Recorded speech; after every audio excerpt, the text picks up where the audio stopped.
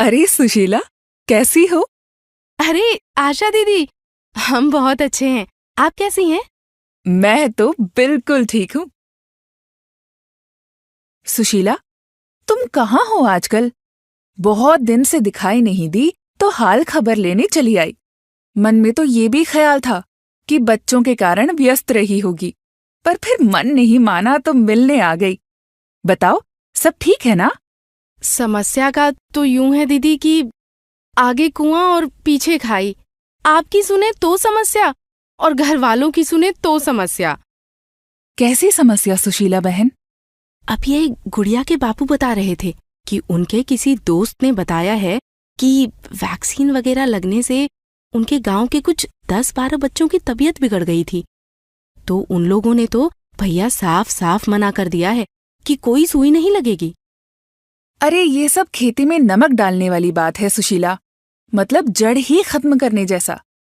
समझे आप लोग? अच्छा, ध्यान से सुनो आप दोनों।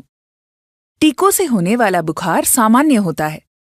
इससे कोई नुकसान नहीं होता, बल्कि ये कई बार सहायक भी होता है, क्योंकि बुखार शरीर की रोगों से लड़ने की ताकत को बढ़ा देता है। और ज्यादातर टीकों से बुखार हो सकता है, जो 1 से 2 दिनों तक रहता है। इसीलिए इसमें डरने की कोई बात नहीं है। लेकिन दीदी, अभी वो हमारे ही जान पहचान में यशोदा बहन है। उनके ही बच्चे को उल्टी दस्त लग गए थे, वो भी दवा दिलवाने गई थी। अरे नहीं सुशीला, ये किसी ने यूं ही बिना बात के बादल उठाए हैं। तुम पूरी बात नहीं जानती। यशोदा के बच्चे की तबीयत पहले से ही खराब थी, तो जब वो डॉक्टर साहब के पास पहुंची तो उन्होंने पहले उसके बेटे को बीमारी ठीक करने के लिए इंजेक्शन दिया और कहा कि 3-4 दिन बाद जब वो ठीक हो जाएगा तब उसको ये सुई लगेगी। यशोदा भी ये बात समझ गई।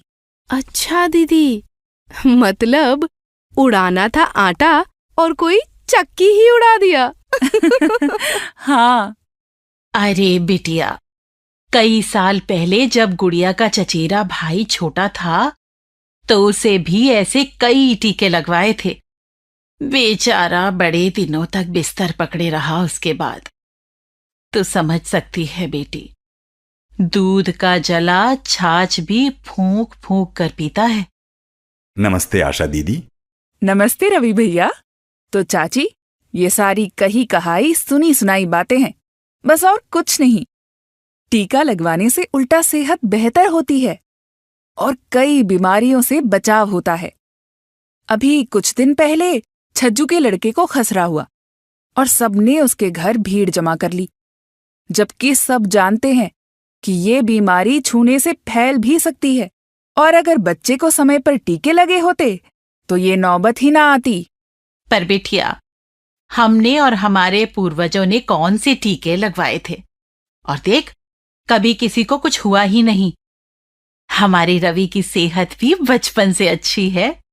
चाची, हाथ सलामत पैर सलामत, जवानी जिंदाबाद। पर अब हवा पानी वैसी नहीं रही जैसी कभी होती थी। बदलते जमाने के साथ बदलेंगे नहीं तो पिछड़े ही रह जाएंगे। पहले लोग जब बीमार पड़ते थे तो बीमारी का पता नहीं चलता था, क्योंकि पहले ये सुविधाएं नहीं थी। पर अब ये सुविधा है तो हमें इसका फायदा उठाना चाहिए और अपने परिवार को सुरक्षित रखना चाहिए। पर दीदी, हमें तो वैसे ही बहुत सी सुविधाएं आसानी से नहीं मिलती। अब राशन कार्ड, आधार कार्ड और अस्पताल में इलाज को ही देख लो, तो फिर हम इन बातों को क्यों सुने? ये दोनों अलग अलग बातें हैं भैया। कई बार चीजों का पालन होने में देर हो सकती है, पर सरकार आप तक ये सुविधाएं पहुंचाती जरूर है। अपनी सभी स्वास्थ्य संबंधी सेवाओं के लिए आरोग्य दिवस के दिन आंगनवाड़ी पर जाएं और अन्य सेवाओं के लिए विकास मित्र या प्रखंड कार्यालय से संपर्क करें। ये सभी सुविधाएं आपका अधिकार हैं। आप आवेदन कीजिए, आपको सब कुछ मिलेगा। अरे दीदी, पर जो ये बाकी गांव के बड़े बुजुर्ग कह रहे हैं, उनका क्या? अब सबको तो नहीं मना कर सकते ना? अरे सुशीला, अपने बच्चों के लिए तो सही कदम उठाओगे ना? उनके खुशहाल भविष्य के लिए जो कदम जरूरी है वो लोगे या नहीं? अब जैसे मान लीजिए ये आपका खेत, तुम्हारा परिवार है, इसकी फसल तुम्हारी औलाद। अब जब औलाद को सही सलामत बड़ा करना है तो उसको कीट से नुकसान थोड़े होने देंगे। उसके लिए दवा होगी ना। ये टीका वही दवा है जो आपके बच्चों को एक सुरक्षित भविष्य देगा। और वैसे भी सरकार हम लोगों के बच्चों के जीवन से खिलवाड़ थोड़े करेगी। पहले इन सभी टीकों की जांच होती है, उसके बाद ही इन्हें आप तक लाया जाता है। बात तो आपकी ठीक है दीदी।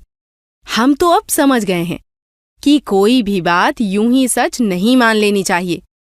पता नहीं ये सब उल्टी सीधी बातें गांव में कौन फैला रहा है।